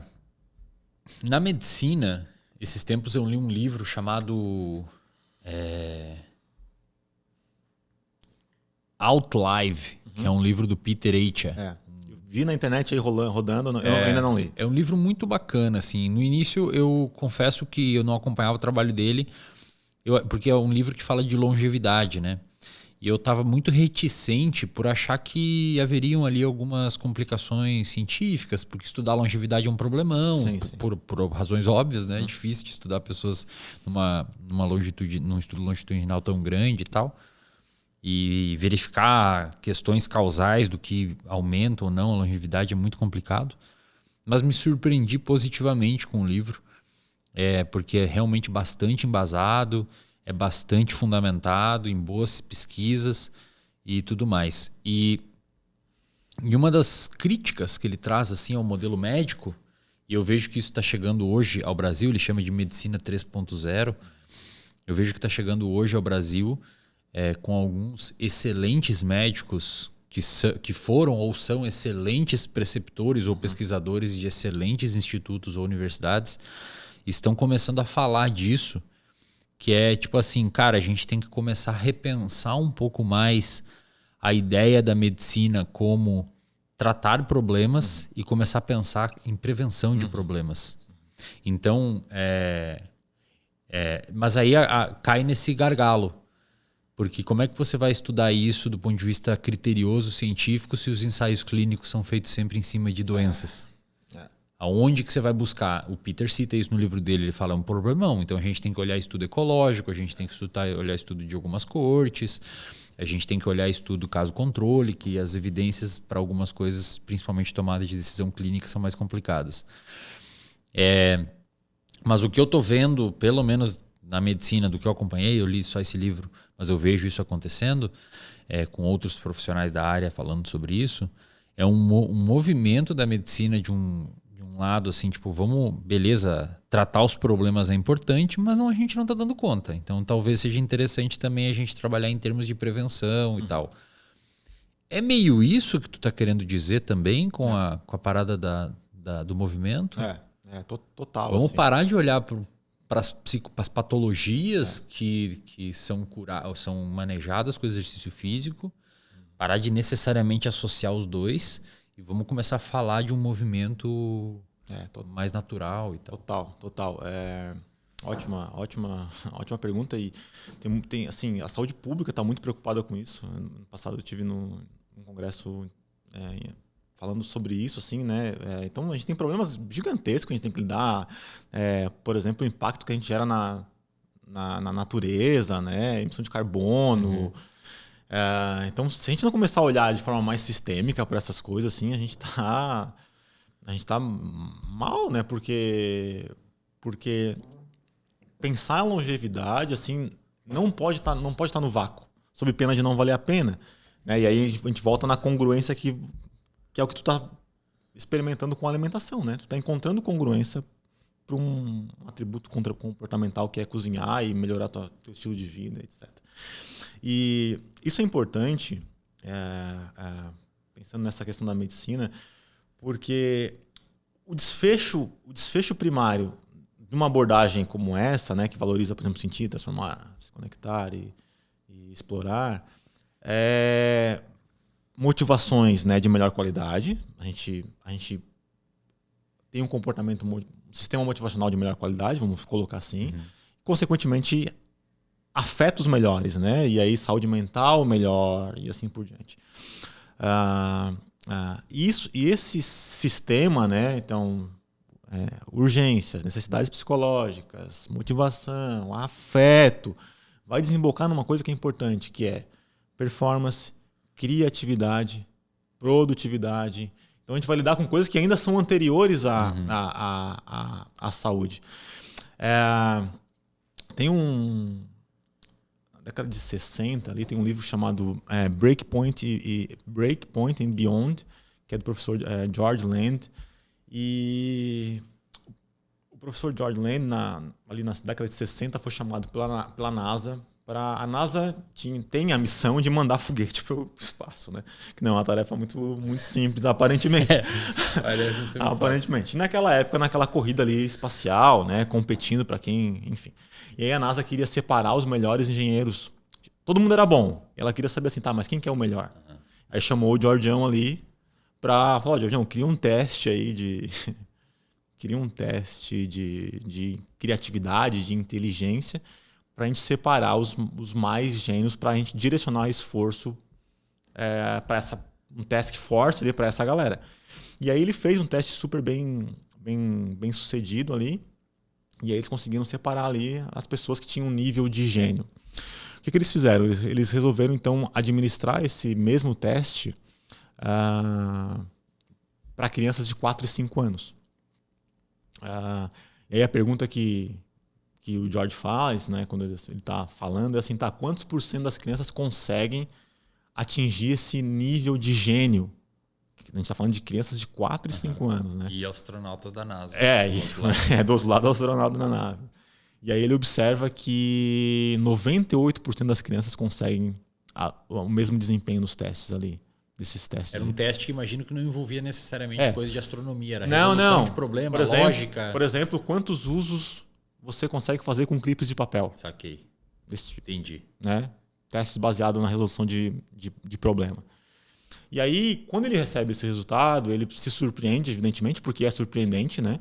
Mesmo a gente acreditando muito nas crianças, é surpreendente. Ele resolve, então, fazer uma coorte e repetir esse teste com as mesmas 1.500 crianças 4, 5 anos depois. Aí agora com 9, 10 anos, né? E aí de 98 a gente vai para 30% das crianças conseguem. Olha só, as mesmas crianças. E 5 anos depois, 12% das crianças conseguem os mesmos desempenho desse nível gênios. E quando a gente vai olhar para adultos, aí tem milhares de adultos investigados atualmente, menos de 2%, ou cerca de 2% dos adultos conseguem responder esses testes nesse nível. Ou seja, de alguma coisa o sistema estava deixando todo mundo parecido. Vai acomodando, né? Desencorajando. E basicamente, né, a gente está num modelo médico que ele é muito convergente. Tentando responder a tua pergunta, né? Exatamente. E qual que é a convergência? É a doença. É a doença. Então, o que a gente está conversando aqui tem a ver com isso, assim. Como é que a gente cria um modelo de existência que se baseia no movimento humano para que a gente possa... Porque, cara, se a gente parar para pensar, a gente era para melhorar, né? Não para piorar. Assim, a gente... Com toda a tecnologia a gente deveria... Então, esse debate na psicologia ele é grande, né? A inteligência ela é inata ou ela é adquirida? Eu tenho meu posicionamento teórico, enfim. A inteligência é um componente único, ele é múltiplo, né? Tem múltiplas inteligências, enfim. Uhum. Esse aí é um debate que daria outro podcast, né? Daria outro podcast. Mas, independente se é inata ou adquirida, né? Parece que a desinteligência, não existe essa palavra, mas a gente consegue adquirir. Eu acho que esse é o ponto principal. A gente consegue ser menos inteligente ao longo da vida. E isso se aplica para cuidar da nossa saúde também. Então a gente está investindo num modelo de saúde que torna as pessoas menos inteligentes para cuidar da sua saúde quando a gente pensa na doença. Essa é a questão, então. Então, se a gente começa a olhar para o estilo de vida como forma de promover, por exemplo, criatividade, o jogo muda tudo. Porque a gente teria condições ou estratégias mais inteligentes para prevenir nossa saúde. Por exemplo, estar mais exposto à natureza. A gente não deveria duvidar disso. Hoje a gente duvida. Né? Ou o quanto a gente usa as tecnologias, né? No sentido de que a gente... Cara, eu faço triatlon, professor. Tranquilo. Eu tô sempre com sede. Vou trocar, já vou. Obrigado. Eu tô sempre com sede, professor. Mas... cansado. Quem faz triatlon é assim. Sei. É verdade. A galera vai virando um zumbi, assim, né, cara? Volume muito alto. Eu sei bem. Cansado e tem que organizar o teu estilo de vida em torno daquilo, né? Mas é o que o cara gosta de fazer. Então, eu acho que isso que a gente está conversando tem a ver com isso, assim, sabe? Como é que a gente cria pensamentos divergentes e não convergentes. No sentido que a gente vai ter que duvidar mais da rede social. Mas, professor, isso aí é um problemão, cara. É um abacaxi do tamanho de um foguete, falando da NASA aí. Porque assim, ó, eu vou te dar o meu ponto de vista agora da parte da psicologia clínica, tá? Eu não sei se é muito a área dentro da psicologia que tu atua, mas na psicologia clínica a gente tem algumas questões. É engraçado você comentando, né? Na medicina eu sabia que isso estava acontecendo. Esse movimento e tal, de entender mais a parte preventiva, estudar outras formas de abordagem. Por exemplo, como que eu tomo uma decisão clínica baseada em evidência em quem não tem doença? Saca? É um pepino, porque tu vai olhar as evidências, tudo ensaio clínico de boa qualidade. E na psicologia começou a surgir esse debate. O que acontece? Na psicologia a gente tem o DSM, né, o Manual Diagnóstico e Estatístico de Transtornos Mentais. Para quem não sabe, é um livro gigantesco que organiza a nosologia, isto é, os transtornos psiquiátricos em critérios para que a gente consiga saber se um cara lá dos Estados Unidos diagnosticou alguém com um transtorno obsessivo compulsivo e chega aqui no Brasil, eu sei exatamente o que ele está falando, porque a gente compartilha uma linha de raciocínio em comum pautada no DSM. Hoje, existe uma nova ideia dentro da psicologia clínica que está surgindo, chamada psicoterapia baseada em processos, que está sendo alicerçada por um sujeito chamado, principalmente pelo Reis, que é um cara que criou um protocolo de psicoterapia também. E agora ele está meio que falando que protocolo talvez não seja uma das melhores formas de tratar, que a gente tem que pegar ferramentas distintas de vários protocolos e individualizar para o sujeito. Só que qual que é o problema? A gente talvez, não sei, vai ser uma dificuldade criar um ensaio clínico, porque a psicoterapia baseada em processos, ela meio que não se importa muito com o diagnóstico. Então como é que a gente vai desenhar um ensaio clínico? E aí entra outros problemas. Quando você vai pedir financiamento para o ensaio clínico, muitos exigem os critérios do DSM. Quando você vai pedir financiamento para um ensaio clínico para doença do coração ou para diabetes, os caras vão exigir o diagnóstico pautado em tal associação, em tal medidor, em tal coisa lá. Tantas miligramas por decilitro ou tantos não sei o quê. Então, o que eu estou dizendo que o pepino é grande porque envolve financiamento de pesquisa. Exato. As instituições não vão dar financiamento de pesquisa para o cara pesquisar um negócio de prevenção ou alguma coisa assim. Você entende o que eu quero dizer? Totalmente. É uma questão política. É muito difícil. Eu concordo, a psicologia está indo para esse lado também. A galera começou a falar assim, cara, a gente atua com prática baseada em evidência. Eu tenho uma clínica com 70, 80 psicoterapeutas lá com sócio. A gente tem mais de 2.000 pacientes ativos e todos trabalham com psicologia baseada em evidência, que é um modelo de atenção clínica que se pauta em dar a melhor evidência disponível para o paciente, em ter perícia clínica e em respeitar o valor do paciente. Respeitar o valor do paciente, exatamente. As preferências do paciente, os valores e tal. Eu não vou atender um gay negro da mesma forma que eu vou atender um rico branco. Eu não vou atender um caminhoneiro da mesma forma que eu vou atender um astronauta. Então a gente individualiza, mas dentro de um protocolo científico que faça sentido. Não adianta fazer invencionismo também, né? Assim a gente garante eficácia, segurança e tudo mais. Só que tem paciente hoje que, graças à valorização da psicologia, que não tem diagnóstico, cara. Ele vai mudar de cidade, ele vai comprar um carro ou não vai separar ou não vai. Aí quando tu olha para o pilar da melhor evidência, existem várias ferramentas que a gente consegue utilizar baseada em evidência, mas nada comparado ao número de ferramentas validadas cientificamente que a gente tem disponível se chega alguém com depressão ou com esquizofrenia. Saca? Sim, total. Então, de fato, o modelo de produção de conhecimento na psicologia também está assim. É muito pautado na patologia e acho que tem que ter essas ferramentas, tem que evoluir, mas realmente está na hora de começar também a olhar para o outro lado, né? Eu não sabia que estava existindo esse movimento na educação física, como você está mencionando. Acho que está sendo meio global, né? Acho que é uma inquietação geral, assim. Assim, a minha percepção é que a gente está encontrando fronteiras para alguns problemas que a gente não está conseguindo resolver. E a saúde mental é um desses problemas, né? Assim, a gente está conduzindo ali uma uma coorte, né? A UFSC é um dos centros, eu sou coordenador local. Essa coorte é uma coorte internacional, envolve 20 países. Tem coordenação aqui no Brasil, o professor Felipe Barreto Schuch. E a gente está lidando com um fenômeno de saúde mental em universitários, por exemplo, extremamente problemático, cara. Assim, screening, né? Como é que é screening em português? Triagem? Triagem, né? É triagem? Enfim, screening. É tipo um mapeamento. Isso, mapeamento, isso. E a gente está chegando assim, em números assustadores, tipo 40% de prevalência de depressão. Isso que vocês não estão olhando na pós-graduação. Se olhasse na pós-graduação. Cara, assustador. E aí a gente está se deparando, por exemplo, com multicomorbidade, né? Então, jovens que acumulam múltiplos transtornos, grupos de jovens que acumulam múltiplos transtornos no seu comportamento. E aí a gente olha para outra ponta, o estilo de vida, por exemplo, cara, mais um problemaço, enfim. Então, na medida que esses problemas são muito complexos, as abordagens vão precisar ser mais complexas, sob pena da gente mexer uma coisinha ali que potencialmente versa pouco com o problema do sujeito.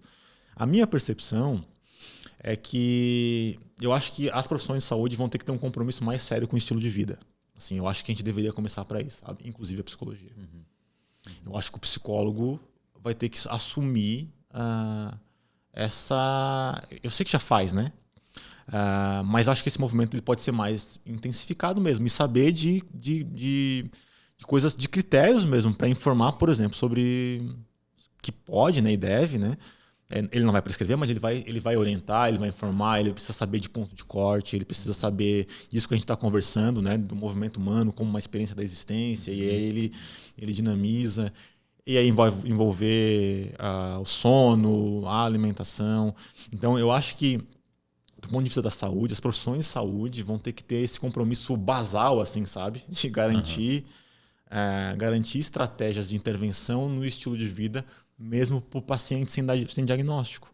Porque daí eu garanto muitas coisas de partida. Né? Se na clínica lá vocês conseguirem colocar os pacientes de vocês, falei sujeito de pesquisa. Pensando na pesquisa, né? Se vocês conseguirem colocar os pacientes para se exercitar, não tem evidência melhor do que isso. Né? E aí eu consigo me desvincular um pouquinho dessa noção da PBE. Eu entendo bastante assim, da importância da prática baseada em evidência. Né? Com esse trabalho do Léo, por exemplo, já teve aqui, eu acho, né? Teve. Vai vir de novo aí também. O Léo faz um trabalho fantástico em reforçar assim, a necessidade de a gente fugir um pouco da pseudociência. Fugir um pouco não. De evitar, né? A pseudociência.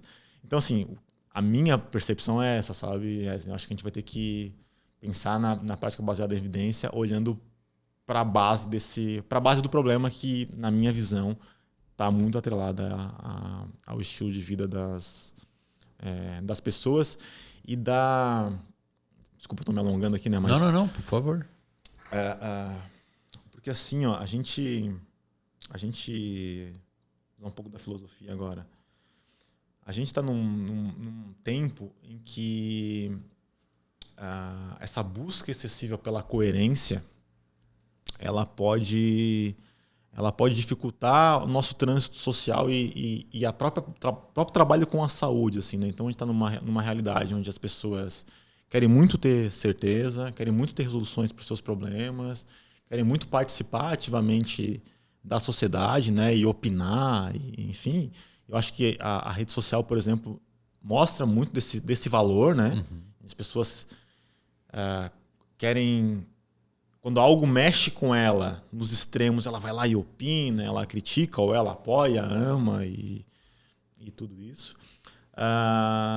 Mas eu tenho assim, alguma convicção, no sentido teórico da coisa, que a gente conhece pouco a realidade. Assim, o que eu quero dizer com isso? Que a gente tem que partir do pressuposto que todo fenômeno ele é mais complexo do que ele se apresenta de partida. Mas a galera não vai sacar isso, professor. Então, é uma guerra perdida, esquece.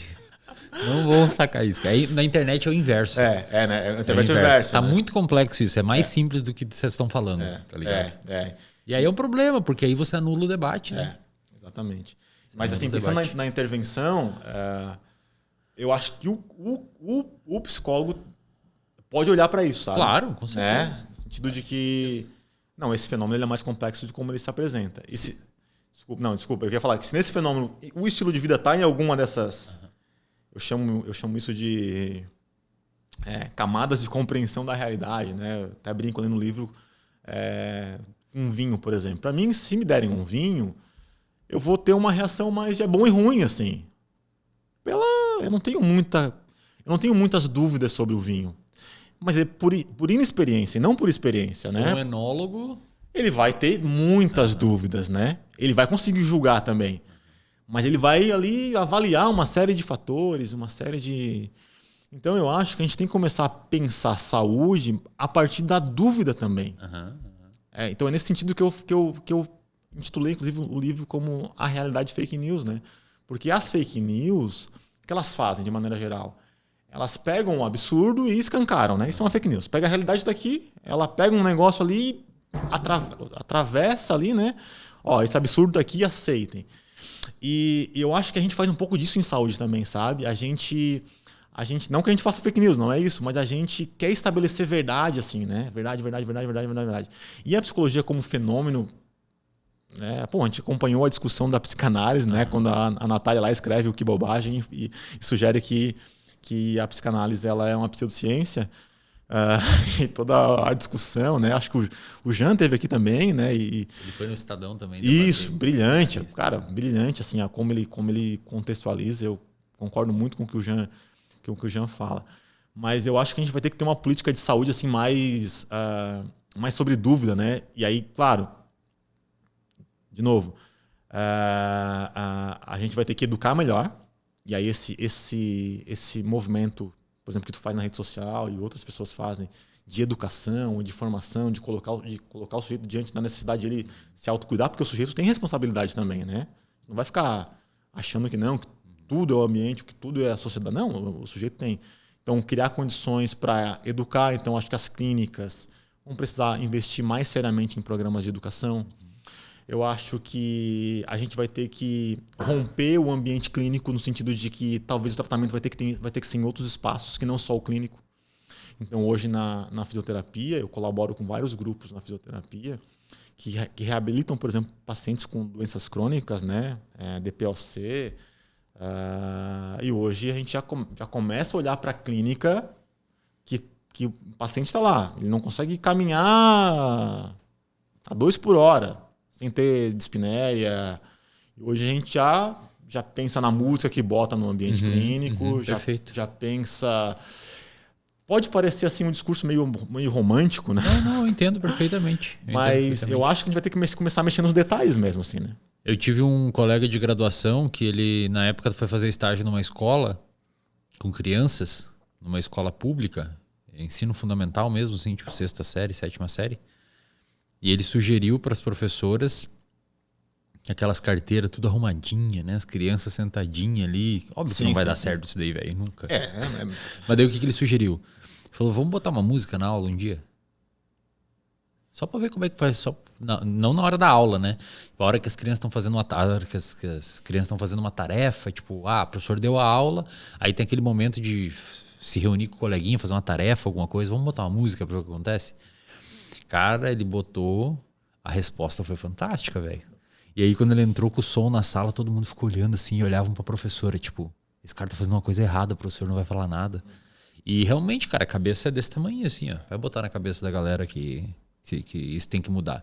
Mas eu entendo o que você quer dizer. Deixa eu puxar outro gancho aqui, professor, pra gente seguir na próxima pauta. Você falou que estão acompanhando uma corte de graduação, né, com saúde mental. Como é que tá isso, cara? Dá um panorama pra gente aí, porque isso é uma coisa bem preocupante, bicho. Assim, teoricamente, são jovens que conseguiram entrar numa federal, né? Então, digamos que são pessoas minimamente qualificadas do ponto de vista intelectual, com repertório, com recursos, né? Recurso que eu digo cognitivo e tal. Então, são pessoas que vão cair no mercado de trabalho e vão... Como é que tá a saúde mental dessa galera? O que vocês estão vendo lá? Você pode falar aí para nós? Então, a corte, ela... Explica pra galera o que é uma corte. Isso. Existem diferentes desenhos, né? Diferentes tipos de pesquisa. A gente estava conversando aqui muito estava falando agora sobre ensaios clínicos, né? Experimentos, que tem o objetivo de verificar o efeito de uma terapia, por exemplo, num determinado desfecho, né? Então, eu crio um grupo de exercício, treino as pessoas lá e vejo o que melhora, né? Comparo antes e depois para ver se melhorou determinado desfecho. São os trials, né? Existem os estudos observacionais, que pode ser uma fotografia. Eu avalio, por exemplo, vou aqui na beira-mar de Florianópolis e pergunto, por exemplo, quão feliz a pessoa está, e vou para casa e tenho uma estimativa. E eu posso acompanhar essas pessoas, né, ao longo do tempo.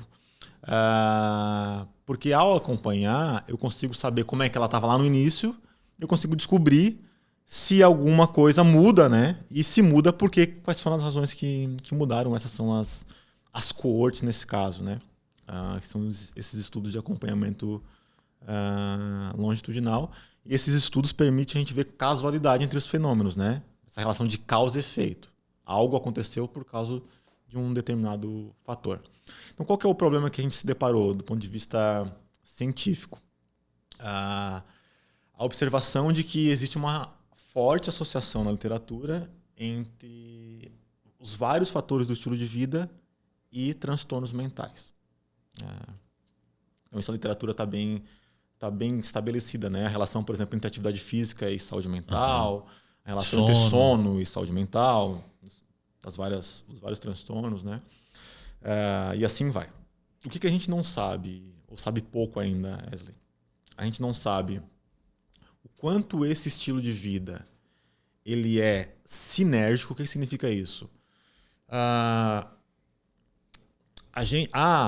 ciência mais biomédica, assim, a mais dura, ela tende a olhar para os fenômenos de forma isolada e esperar que tudo seja bom, né? E quando tu olha para a pessoa, a gente vai ver que a nossa vida não é assim. Então, no nosso estilo de vida há uma coexistência de fatores bons e ruins. Então, a gente quer saber isso primeiro, né? Tá, mas como é que é esse fator bom e ruim? A pessoa, o meu exemplo, né? Para não falar do terceiro, eu treino, como bem, mas eventualmente eu faço uso de álcool, tenho um filho pequeno, meu sono não é o melhor que poderia ser, então meu estilo de vida tem essa sinergia, né? E o que a gente observa, né, na literatura? Que a entrada na universidade pode dinamizar ainda mais o estilo de vida desse adolescente, desse jovem, né? Dinamizar se diz no sentido de... modificar, alterar mesmo, para coisas boas e coisas ruins. No sentido que o dinamizar ele não direciona necessariamente. Ele altera de alguma forma, né? Os espaços de convivência mudam, ele muda de casa, eventuais problemas financeiros, come bem, come mal, né? Ele descobre que se deixar um copo de iogurte sem lavar apodrece. Exato. A vida muda muito, né? Para alguns pode ser ótimo, né? Para mim foi ótimo. Eu gosto de falar pra galera, quando eu saí da casa dos meus pais e fui morar lá no interior do Rio Grande do Sul, mesmo com muita dificuldade financeira, cara, comia miojo com salsicha a graduação inteira, velho. Aquelas mortadelinhas da Turma da Mônica, de frango. Pra mim, cara, olha que louco, acho que você vai chegar lá, mas só pra galera entender o meu exemplo. Mesmo com muito mais desconforto que na casa dos meus coroa, do ponto de vista psicológico, foi uma das melhores coisas que eu fiz. E eu sabia na época. Eu sabia que estava desconfortável, eu sabia que era diferente, eu sabia que era mais custoso, eu sabia que eu tinha que fazer mais coisas, mas eu gostava. Então essa dinâmica, esse dinamismo para mim foi bom. E isso é muito intensificado com esse momento, né? Assim, essa mudança aí para a universidade, sei lá, as pessoas, muitas pessoas vão ter a primeira experiência sexual, por exemplo, na universidade. Cara, isso muda a vida da pessoa, né? Vamos falar em público a primeira vez. Vamos falar em público, né? Então a universidade ela é um ambiente complexo do ponto de vista afetivo comportamental, colocar assim. E o que a gente tem observado é que há uma coincidência do início de boa parte dos transtornos nessa idade também. Então, a gente, né, assim, boa parte dos transtornos hoje parece que está acontecendo até um pouco antes, né? Boa parte dos transtornos mentais eles vão iniciar ali nessa idade ali, né? E aí há uma sugestão, então, de que potencialmente os nossos jovens também padecem ali de vários transtornos mentais que vão se incidir ali nessa jornada universitária. Então é isso que a gente quer saber. O que acontece com esses jovens que entram na primeira fase e como é que eles saem e como é que essa dinâmica do estilo de vida vai interferir tanto no sentido de protegê-los quanto no sentido de... Aí vocês estão fazendo quantitativo e qualitativo para conseguir entender a abordagem é toda quantitativa. Porque é uma corte que envolve um volume grande de investigados, né? Entendi. São mais de 60 centros no mundo. Então, atualmente, a gente já tem mais de 10 mil. A gente está na primeira onda, vai iniciar a segunda onda agora. Já tem mais de 10 mil pessoas investigadas em 20 países. Legal. E aí tem o que a gente está analisando ali, né? Então, essa associação, o quanto que a aptidão física vai interferir, vai mediar esse fenômeno, e quanto que os marcadores neurobiológicos também vai... Então, a gente está coletando sangue da galera. Uma parada bastante rigoroso. E aí o que a gente tem observado assim, do ponto de vista epidemiológico, né? Do cenário epidemiológico, muito ruim, cara. Tanto que a gente chamou uma reunião no final do ano passado com o Ministério da Saúde para alertar, cara, para falar assim, olha, o cenário epidemiológico que a gente está experimentando aqui é assustador, na verdade. Caramba, cara. Assustador. Você tem algum dado que você sabe da literatura aí? Assim, a gente tem dados já analisados aqui. Eu não vou falar o número exato sob pena de... Não, mas não precisa falar do seu estudo, de outros.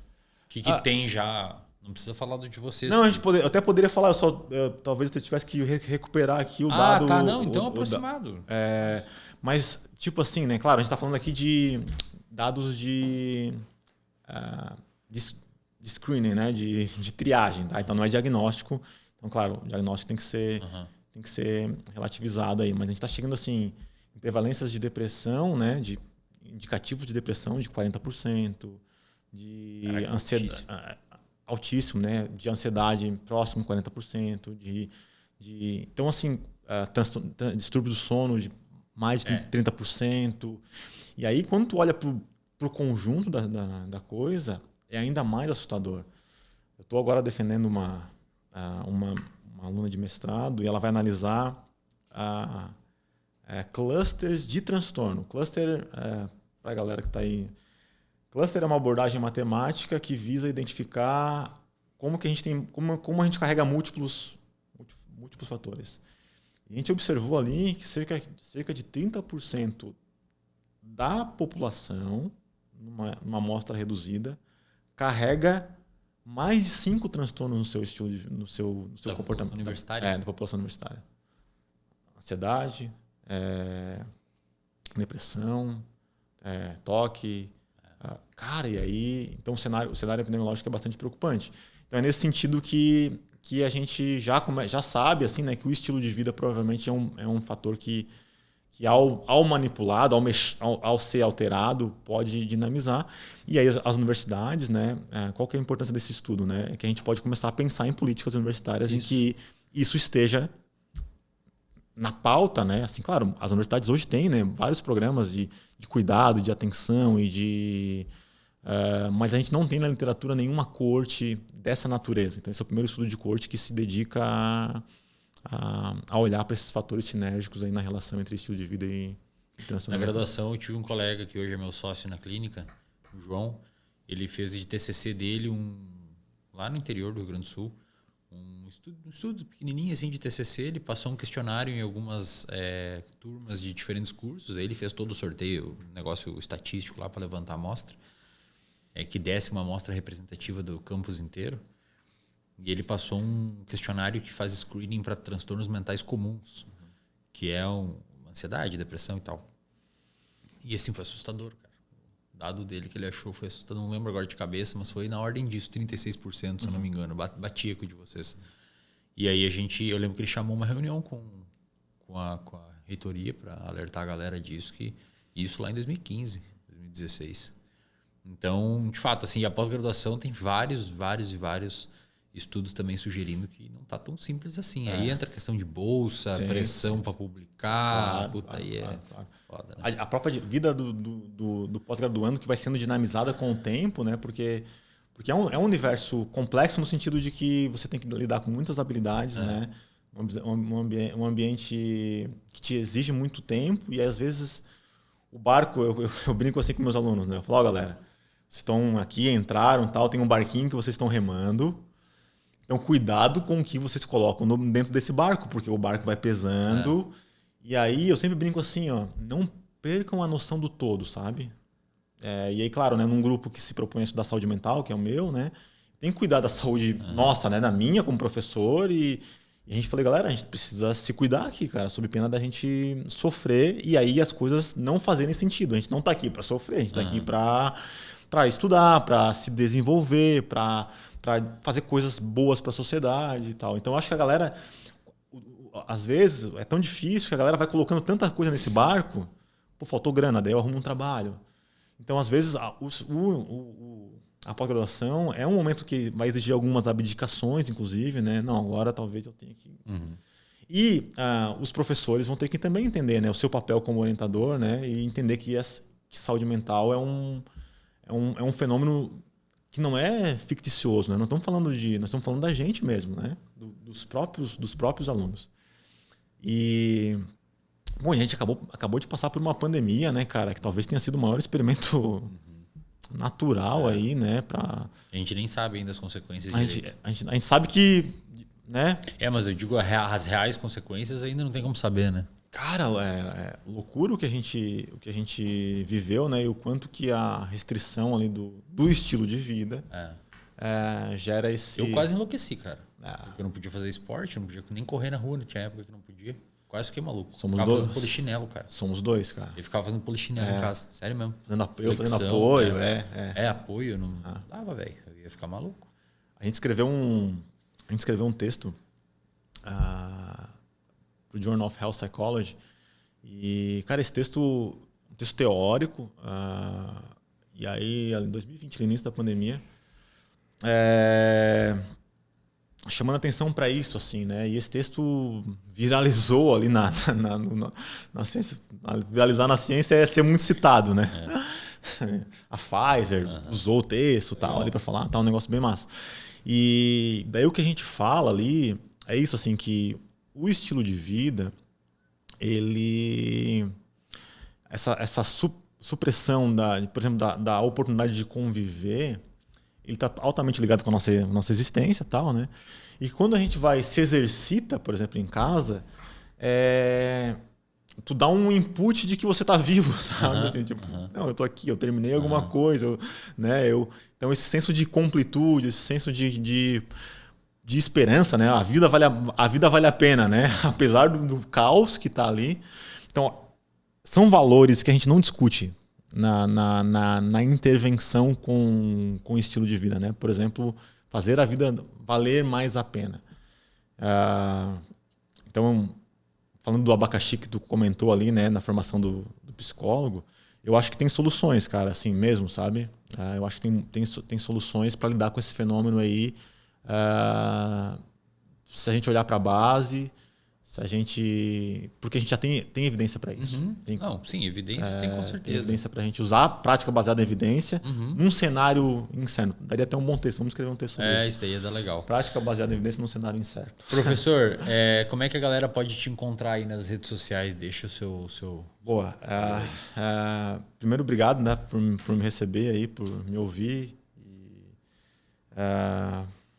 Sempre uma oportunidade de poder falar daquilo que a gente estuda, né? E os pesquisadores nem sempre têm essa oportunidade. Eu acho que esse espaço que tu está abrindo para os acadêmicos é também forma de dar vazão para uma necessidade que muitas vezes a própria academia não proporciona. Eu tenho feito algum esforço no Instagram, né? Lutando ali, né? Em produzir conhecimento e tal, que faz parte, estou super contente com isso. Eu estou no Thiago Matias, Thiago com TH, .prof. @thiagomatias.prof. E aí ali eu tento falar um pouco disso que eu comentei aqui. E é isso, estou lá. Legal. O Matheus vai deixar linkado aqui embaixo na descrição. Deixa aí pra galera. Matheus, professor, obrigado, cara. Realmente foi um papo muito diferente. Porque normalmente a gente fala no contexto de avaliação para patologias e tal, que tem a sua importância, mas é bom a gente expandir o debate, né?